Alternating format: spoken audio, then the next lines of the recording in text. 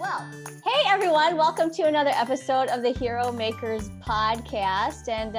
And we're now at 40 episodes. We've hit 40 episodes. I feel like we should have a party. Yay! And we're going to have a delayed party because you guys all know that we're planning a Heromakers retreat. Now, that's not going to happen this week, obviously, because we still need to invite you and plan it all out. But we're planning for like late fall, aren't we on that? Mm-hmm. Yeah. Well, I think that we should ask people who they wish, from their podcast episodes that we've had, who they want to invite as speakers. That's right. Yeah. And we have so many different people who can like lead us through exercises and different trainings. And it's really exciting. So we'll keep you guys posted on that. But that is coming up hopefully in the fall. And Anne, I'm very excited about our guest today, Nicholas Kristoff, who heads up this great organization called Fleece Thank You. And I love this because I think what Nicholas is doing is what a lot of our other people have done who have been on the podcast. And that is that they kind of embrace the sense of creativity and create something where there isn't. And so what he does with Fleece Thank You is he has people make blankets. Like people from all over are making these blankets for kids who are in the hospital. And I'm sure, Nick, you're gonna flesh that out for us. And I may be saying something wrong, but welcome to the podcast, Nick. How are you? Awesome. I'm doing great. It's so great to be here. And thanks for the great conversation that we're about to have. Yeah, this is great. And you had mentioned that some people call you the blanket guy. So yeah, Nicholas are the blanket guy. As long as I'm not in trouble, you can choose any of them. And that's like the best nickname, like a nickname that you're happy with, right? Absolutely. Right? Yeah. Okay. So, and Nick, you're coming to us from Michigan. So you are right in between Anne and I. And how is the weather up in Michigan these days? It's great. 65 and sunny today. Oh, isn't that great? Like the flowers coming out and just lovely. So Nick, let's start with you telling us a little bit about yourself and, your upbringing. Did you grow up in Michigan? And a little bit about, kind of lead us up to the point where you had this idea for Fleece Thank You. Yeah, I'm a founder and executive director of Fleece Thank You today, Nicholas Kristock. For me, Michigan native, born and raised in the Midwest here. So with, good Midwest roots and values, and got to the college decision and decided sports was going to direct my college choice. So I went to play hockey and soccer at the great Oakland University in Rochester, Michigan. Never in a million years would have dreamed that soccer could take me past college, but I started to get to the end of my college journey. And like so many college students said, I have no idea what I want to do with my life after this. And there were all these doors open with jobs in Michigan, in the US, and this door opens up to play soccer as a career in Australia. And it was the only door that wasn't me fitting into an expectation here. And I took it. And I went to Australia and played 2 seasons there. And it just opened my eyes to a whole new world that I just never even knew existed, new cultures, new people. To travel 10,000 miles to a continent where you don't know a soul is an incredibly empowering thing to do. Yep. And teaches you so much about yourself. So while I was in Australia, as great as the oceans and the weather and the hiking and the rainforest, and I could go on and on at the great parts of Australia, there was a lot of free time that I had and I wanted to use it for good. So I started to jump into philanthropy, and it was really volunteering and working in 5 main organizations, 4 of which served kids in the hospital, 1 of which served our homeless friends on the street. So that homeless outreach nonprofit was called Orange Sky Laundry. We were the world's first mobile laundry service for the homeless. It was an incredibly fulfilling thing to be a part of. We had a fleet of van of washers and dryers that would just ruck up to, homeless parks, shelters, etc., and wash and dry clothes for homeless friends for free. As part of that experience, I actually went and lived homeless in Sydney, Australia for a week as part of a case study to figure out where the van would be most needed. So that was a big part of my heart, but even bigger was my work with the Make-A-Wishes of the world, Camp Qualities, other organizations serving kids in the hospital. It was something I was doing on a weekly basis. When I moved back to Michigan in 2015, it was heavy on my heart to do something to help kids in the hospital. Had no idea what that was going to be.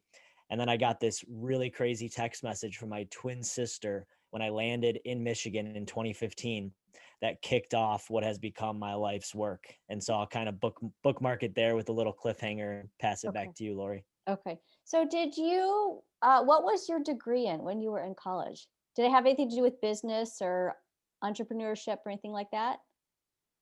Yeah, it's very true to me getting to the end and not knowing what I wanted to do. I changed my major 5 times in college, started at pre-law. I think somewhere in there was writing. I think there was maybe math at one point, and I ended in a business degree with a focus on Okay. entrepreneurship Okay. because it was the last thing left. Okay. Okay. So you have to now tell us about your experience with this, with being homeless on the streets of Sydney, because that's just fascinating to me. Yesterday, Nick, I have to tell you, and I have to tell you, we were driving and there was a woman who was homeless, and I hate it because you're at the stoplight, right? She was standing by a stoplight, and I wanted to keep talking to her, and my husband's like, the light is green, and all these cars start honking at us, and I'm like, no, I want to. Her name was Martha. I'm like, Martha, I want to talk to Martha, and we have to like drive away. I'm like, that's like the worst feeling when you're like starting a conversation. You're all excited to hear about somebody's life. But Nick, would tell us, like, what did you learn during that experience? Yeah, it was definitely I experienced just a fraction of what our homeless friends live every single day, and probably the two biggest takeaways were, one, there's an infinite amount of reasons that someone enters homelessness, and it isn't always just because of things that they can control. And so there's some judgment that we need to withhold when we meet a homeless friend, because there isn't the same reason for them all being in that situation, and they deserve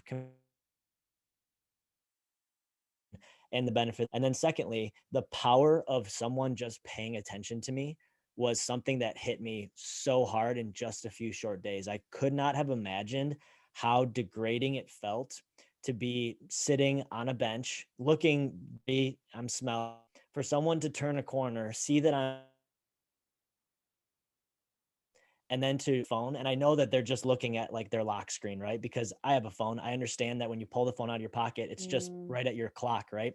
And to know that someone would rather just look at a piece of plastic hardware than just look at me taught me that it shouldn't be the expectation that you have to stop for every homeless friend on the street,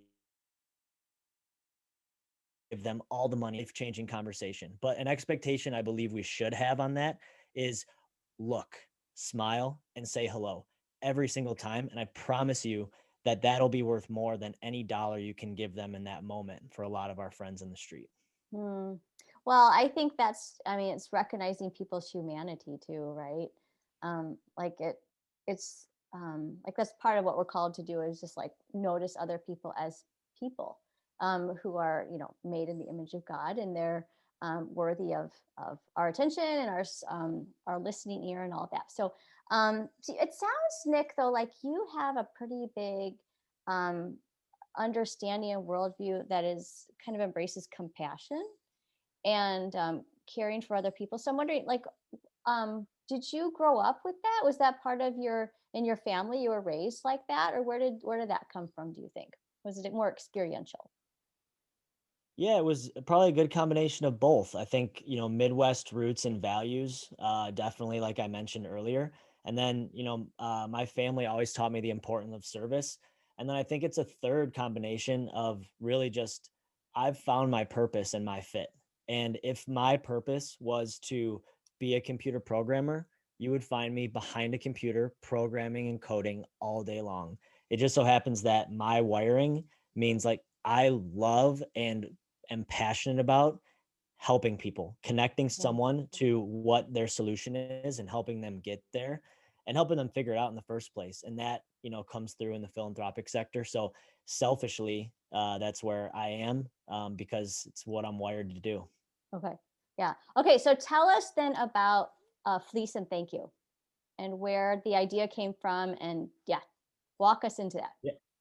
So when I landed back in Michigan, I got this text message from my twin sister, and she said, Nick, when you're home looking for a real job, because to her, soccer wasn't a real job, but that's fine. She's my twin, so she can say that. Yeah. She said, you should make a blanket for a kid in the hospital. Now, I'm an aggressively curious person. I'm always asking questions. So I started asking her, well, how many blankets do you need? How often do you need them? Her answers back to me are, hey, we always need blankets. They dramatically change the room. We never have enough. And she worked in pediatric oncology at one of the best children's hospitals in the country.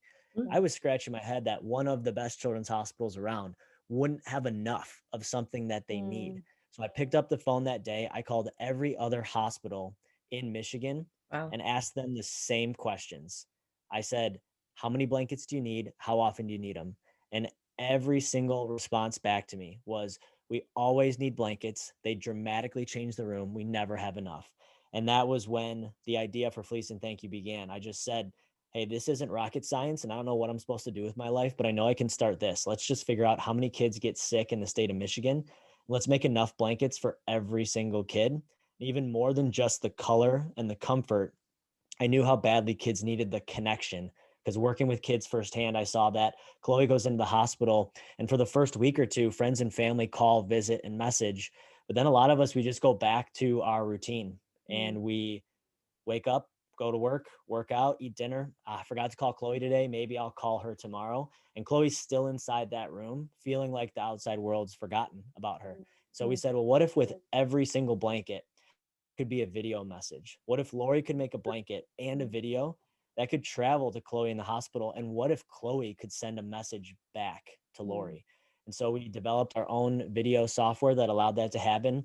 And so from day one, we've had these personal video messages going from blanket makers to kids in the hospital. And we've been able to connect tens of thousands of kids in the hospital a year with community members who helped be that piece of support and comfort for them.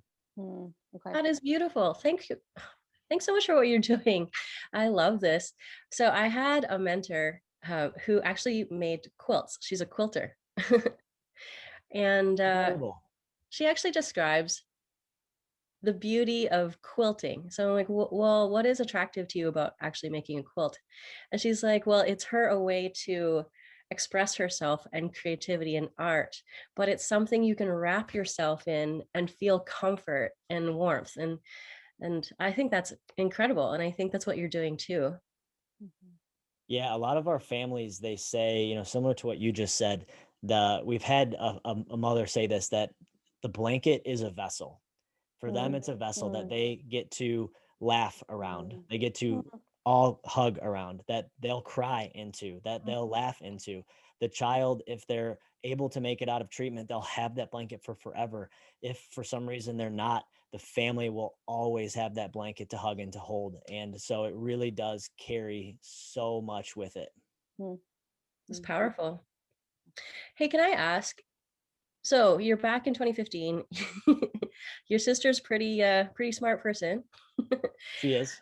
And then you have this idea, and then I love that you went and like did your own homework, like you did your own research and called all the hospitals. But so if you are like me or somebody like me who wants to do something good in the world, what advice would you give us in order to just start? Like, what were your steps as you started out? Yeah, I did a TED Talk exactly answering this question. And so you can find that on kristock.com or YouTube. It's how to build a business to solve a problem. It's my 10 ways to answer that exact question. The 10 steps that anyone can take. And the best part is all 10 of those steps cost $0, because I truly believe you can take 10 steps right off the bat and really figure out if you can start something to solve a problem. But the first step for sure is to go and live the problem. Like you really have to go and feel and see that problem face to face to then know that when you hit your first obstacle, whatever it is, there's not going to be a question in your mind that you can, right? Because if you haven't lived the problem, you're going to come up to your first tough moment and say, maybe it is better if someone else figured this out. Maybe I'm not the right person to do this. But if you've lived the problem and you feel it, then when you hit that first obstacle, there's just going to be no question that you can get through it. And you'll only be thinking about, how do I get around, over, or smash right through this thing? So Nick, did you kind of launch this all on your own, or did you have a partner? No, at the beginning, it was just an idea in my head. And so I grabbed a buddy who was a lawyer, and he helped me complete the paperwork to become a nonprofit. And then I just started reaching out to former professors, just contacts, just tell everyone about what you're doing. And two great things happen when you do that. The first is probably the most scary part, is it makes it real, right? And then you're on the hook. Like you're accountable. Yeah. when you tell people about it, like, this is what I'm doing. And if you talk to me in 2 weeks and I'm not doing this anymore, then that's going to be embarrassing for me. And then second, it just creates like a like-minded community right from just having those conversations. 'Cause, oh, you got to talk to this person. You got to talk to this person. And if like, I'm always about on a podcast, on an interview, like someone should take a real takeaway from a conversation. Here is one nugget right away. Like write this down. Whenever you have these early conversations about your venture, your idea, your journey, the last question you should ask everyone is, who else do I need to be talking to about this? And then just let them answer, because that's how you grow the web and grow the network. Yeah. Okay. So tell us about Fleece and Thank You. Like, where did the name come from? And then just like, what does your day-to-day work look like? How do you find the people who are making these blankets for you? Like, walk us through just the details of it. Yeah, for the name, it was a long list of just words that rhymed with fleece and then sayings off those words, and please and thank you was on that list. And I said, oh, fleece and thank you, please and thank you. It's, you have a fleece blanket and a thank you message. Okay, I like it. Let's do it. Funny story about that is there was only one other fleece and thank you business, and it was a company in like Arizona that had flying squirrels. And so we bought the domain of .com off them. We had the .org, but we ended up buying the .com off of them, just so that there was no confusion. But yeah, so I mean, our core model is we manufacture blanket kits in our facility in Michigan. That blanket kit is 2 pieces of fleece. It's an unfinished blanket, and it has a special video message patch on it. And then groups, individuals, companies, businesses, schools from around the world order kits from our website. Those kits ship right to their home, their business, their place, their location. And then they make that blanket, which just consists of cutting strips around the outside and tying them together in a double knot. Those blankets then usually come back to us where they go through a strict quality control process that includes a hospital grade washer and dryer. So that blanket finishes the process 99.999% germ free before getting delivered to one of our hospital partners. Sometimes groups will donate locally to their hospital. We've worked in 47 states and 12 countries around the world. Right. Just this week, we're fulfilling a big order for Discover credit card. There's 600 of their national employees are all making blankets from their home. And next week, we're jumping on a Zoom call with all 600 to walk them through the blanket making process. So can individuals do this and businesses? Is it open for both? Yeah, anywhere from groups of 1 to 1 million can make blankets. You can order one kit, just get it shipped right to your home and make it from there. You can work with the business school, you name it. Okay. So here's what I love what you're doing, Nick, among many things, but I love that you are equalizing it for everybody, right? You're like leveling the playing field in the sense that people who don't know how to quilt or don't know how to sew, like you're taking care of that part, and you're making it doable for anybody. Like, was that, when you were thinking through this, was that part of your thinking, is we wanted this to be, anybody could do it? It was eventually the evolution of the thinking, but I'll fully admit it wasn't at the beginning. At the beginning, it was just, hey, we got to get blankets made for kids in the hospital. We just got to do this. Yeah. And of course, as we evolved and grew, we then started to think about, okay, well, let's think about the blanket maker and let's make that experience top class. It's good. It's good. Well, can I just say though, like, I really think that what you're doing is making heroes. You're a hero maker. That's perfect. Well done. Yeah. Yeah. And if you guys hop on Nick's website, that you have a lot of videos on there that are like the people who make them, and then a little note to the kids. And then there's some where they have the kids who share a note back. It's just really sweet. It's like a sweet communication. Yeah. So Nick, on the website, because I was like peeking through different parts of your website, and on there it says that you are an aggressively curious person, which I thought was a great phrase. And so I'm wondering about the role of curiosity in kind of creativity and making our world a better place, and why that one trait is so important to making, like what Anne says, making hero makers and helping these kids who you would say like the kids are the heroes, right? But what is the role of curiosity in all of this?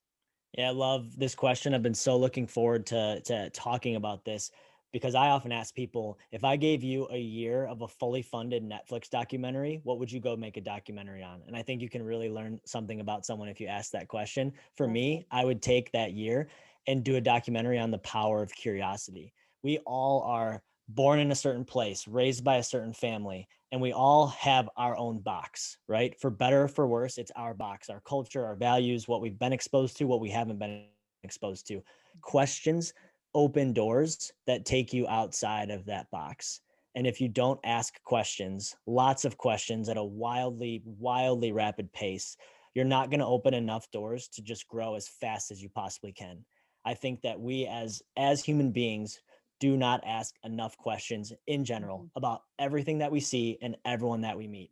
Be curious, and take an interest in everything that you possibly can, because questions open doors, and those doors lead to more rooms, but more questions lead to more. And that's been my whole life, was asking questions. Well, what if I did this? What if I didn't do this? Why is that the way that it is?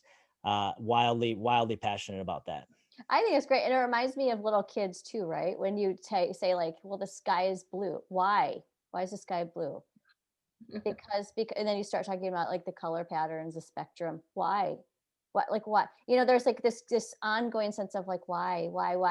And because the more you do that, right? The deeper you go, the more that when you really understand something, the more you're committed to it too, right? Do you think there's the sense of the connection there? Absolutely. And I always ask, why do we lose that from being a child, all the questions that we ask? And I think the reason we lose it is because as you get older, there's, most everything in life can hinge on acceptance versus rejection. And we are scared to be rejected by asking the wrong question, a silly question, one that someone else might not think. But if we can really just embrace asking a ton of questions at a rapid pace, I think a lot of more doors would open up for all of us.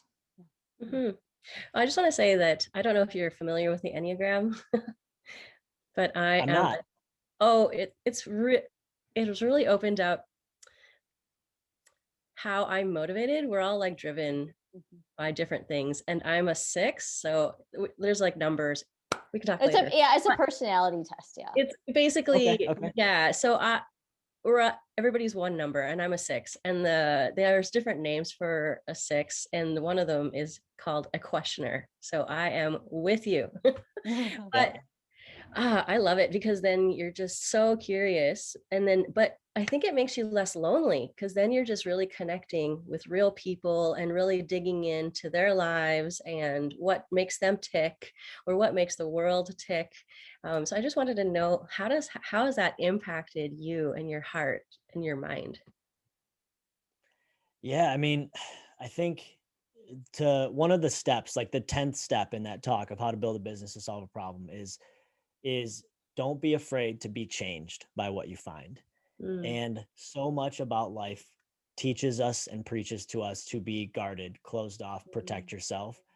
But if you really open your heart and mind and be open to just being fully submersed and changed by the things you find and the answers that you get to the questions you asked, you start to see things in a whole new light and grow a whole heck of a lot faster. Mm-hmm. How has that affected how you see the world? Like, has that changed your worldview? Well, definitely moving to Australia immediately catapulted my, the sight that I had. And I just saw, gosh, like not everyone lives in the Midwest and like has a Jimmy John's right next to them. And like does, the list is so long, but like people around the world, everyone lives such a different life, and we're all the same, but so different at the same time. And the only way we're going to figure it all out, and we'll probably never figure it all out, but we can try by just asking a ton of questions and just trying to get closer and closer to everyone that we meet. So good. I would like you to check out your Enneagram and let me know. I will. Anyway. I will. I absolutely will. So on the Heromakers website, and from Lori's writing, she's written up 9 traits of a hero maker. And I think that you really exhibit the trait of empathy. When you are really, I think like the fact that you went and actually lived as a homeless person just to step into their shoes, like that just really shows us like that you're the lengths that you're willing to go, I guess. So what do you think about that? Yeah, it sounds right that you say it, because that's step 1 of, the 10 steps to solve a problem, right? It's live the problem. And so that is the heart of empathy. And it's it's one thing to talk. It's another to walk, and to go walk in someone's shoes for a couple miles is just going to teach you infinite amount more than just, talking. Mm. So, Nick, can you tell us a story of one of the kids that you have helped and maybe that stands out to you? We'd love to hear stories here on the podcast. So, yeah, just either a child you've worked with or just some story that you've heard. That'd be great. Yeah, and we've got so many amazing stories. One in particular that I'll share is the story of young Hannah Thomas. She was 15 years old. She was having a bunch of headaches and blurred vision that was very sporadic. Ended up, she had this trip with her family to Disneyland Paris. So she went to Disneyland Paris, and first day she was there, got this really bad headache, couldn't see anything. They went into a hospital there, and they said, girl, you got to get home. Like, this could be a tumor. And so she leaves her trip, comes home, goes straight, to a pediatrician, to an oncologist, and hours later is getting rushed into brain surgery to remove a brain tumor. When she woke up from surgery, she had a brand new fleece blanket laying on her, and she immediately felt comforted. And when she started to come to and wake up, her family and the nurses and doctors told her about what this blanket was. She then watched the video message, saw who it was from, and then she decided that was so beneficial. It was so amazing and changing for me to have that comfort. I want to do that for other kids in the hospital. She was a couple weeks away from her birthday. She chose to, instead of have a birthday party, do a blanket making party with her to make more blankets for kids in the hospital. That made 25 blankets. Off of that, she then said, hey, I want my entire community to make blankets. And she now has catapulted what is an annual event in Groseal, Michigan, where they've made over 1,000 blankets over the last couple of years, all for kids in the hospital that Hannah's been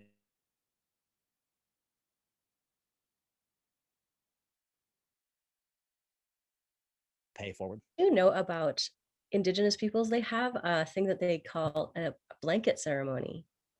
No, I actually don't, but I should. You absolutely must, because it's beautiful, and it's a ceremony, so it's celebrating something like a rite of passage, and the elders come around, and so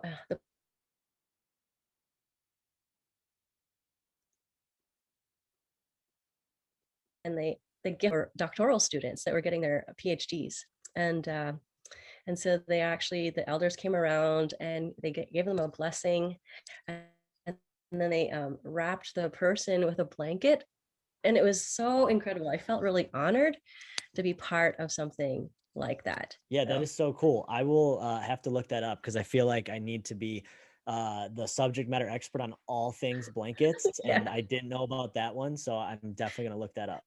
Well, I'm really glad that I was able to introduce that to you. So, yeah, I have some friends who actually are Indigenous leaders in Canada. And so if you ever wanted to come up and maybe witness a blanket ceremony, once the borders open, you should come on up. Yeah, I would love that. Is that in the Toronto area? There are some that do it for sure. I mean, each tribe and people probably have their own rituals and traditions, but the one that I saw here in Toronto was really gorgeous, and I felt so honored to be even just witnessing it. So yeah, that sounds super cool. Super cool. Yeah, I would just love to know, like, what was the one moment that you're like, this is what I did this for? Like, this is me at my most amazingness, like amazing self. Yeah, what a great question. It actually was a moment that happened in our warehouse. From the very beginning, I had met an awesome woman named Amy, like early on at one of our first events. She was a brain cancer survivor, had recently, just finished treatment, and she just wanted to help. She could never come volunteer at the warehouse, but she always was helping us at events and helping make blankets. She's very crafty and just an amazing human, so that's one story. And then there was also the story of Mary Beth, who's one of our absolutely key volunteers, like someone that the organization doesn't run without Mary Beth. She helps, run the warehouse, coordinate volunteers, our community partners. She just randomly messaged me on Facebook one day, said, hey, I heard about this at the library. I want to come volunteer. I think she came, like it was the second month we had started, and she's almost come back every day since. She's still with us almost 6 years later. Mary Beth and I always joked about, oh, you like, who was it that told you about Fleece and Thank You at the library? And she's always said, oh, it's probably just, an angel or something. Like, I have no idea who it is. I didn't get her contact info. I've never seen her again at the library. And we always just kind of thought, oh, she had like this angel that just told her about Fleece and Thank You and brought her to us. And one day, Mary Beth was at the warehouse, and this is probably 3 or 4 years in. And Amy Church comes to the warehouse to drop something off. Amy walks into the room. Mary Beth's face goes white as a ghost. And I'm like, MB, are you okay? And she said, this is who I met at the library that told me about Fleece and Thank You. So we had this crazy collision of 2 amazing stories of people that had helped build Fleece and Thank You. Wow. And found out about it from each other and independently just grew within Fleece and Thank You, having never met and not knowing each other was who they were. And it just all came together at that moment. And I said, gosh, like there was just such a great reason that this has all happened. That's so great. That's so great. Nick, what are your plans for like 5 years, 10 years from now? Where do you see this organization going? As guaranteed as it is that the sun will rise tomorrow, it will be guaranteed that every child in the country has a colorful, comfortable fleece blanket and a video message of support waiting on the bed for them when they start their treatment. That means 30,000 blankets in Michigan. That means 151,000 blankets in the Midwest. That means 964,000 blankets across the country. But every single state, every hospital, no matter the time of year, no matter the illness, if a child is getting checked in for an inpatient stay, it'll be guaranteed that a colorful blanket with a video message of support will be waiting on the bed for them. That is a big, hairy, audacious goal. I think of the BHAG in that, right? So, wow. Okay, so we have to end then, Nick, on you talking about confidence, right? Confidence in what we're called to do when you're called to do something. We talked about curiosity, we talked about empathy. So now you're mentioning this, so I have to ask about it because I don't know many people who'd be like, as sure as the sun rises. That's a lot of confidence. So where does are you just so driven by this mission that you can't see anything else happening? Like it's just like there's a need and it has to be met, done. Like there's just no doubt. Like where does that come from? I honestly, it's driven by like there is a solution. There is light at the end of the tunnel. And for a lot of the world's problems, and this is something I always talk about, is like let's figure out the finite number of a solution. Not just do something. Let's finish it. Let's figure out what is the end goal here. And for us, we know there is a finite amount of kids that go into the hospital.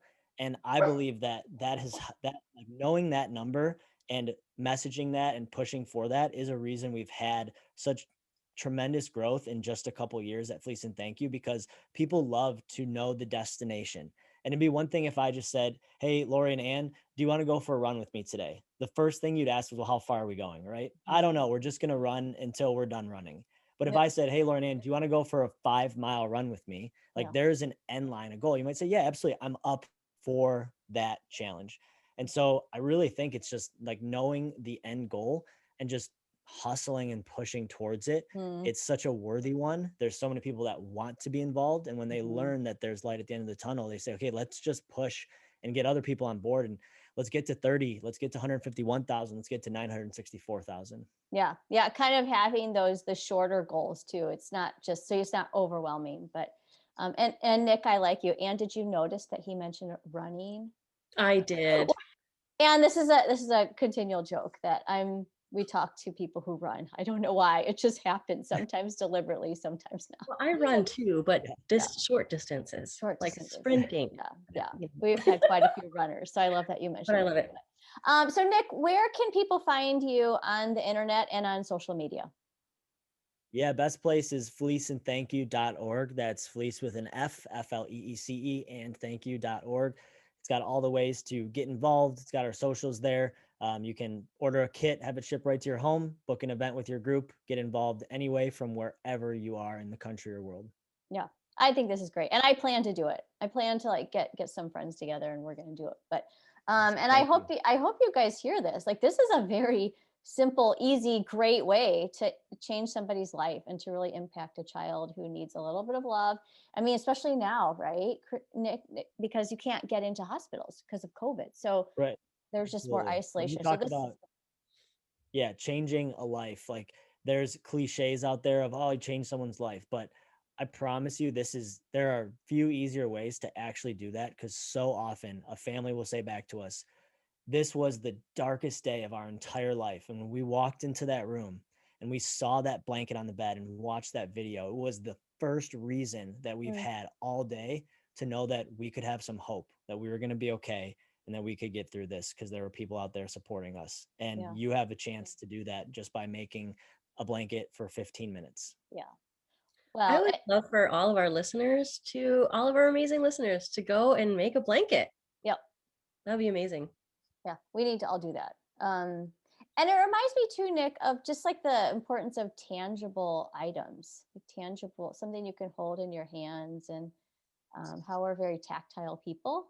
And so like that's just great too. So we encourage you all to go ahead and head over to Nick's website and to do that. Find some friends, find some schoolmates, find some small group people, find whoever you have in your network, do it.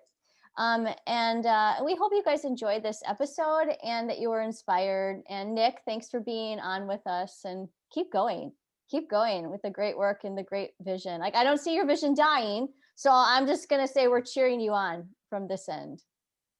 Thank you very much. Pleasure to be here and have this conversation. Yeah. Okay. And if you guys love this episode, give us 5 stars and like it, share it with friends. And we're grateful for you all. We'll see you next time.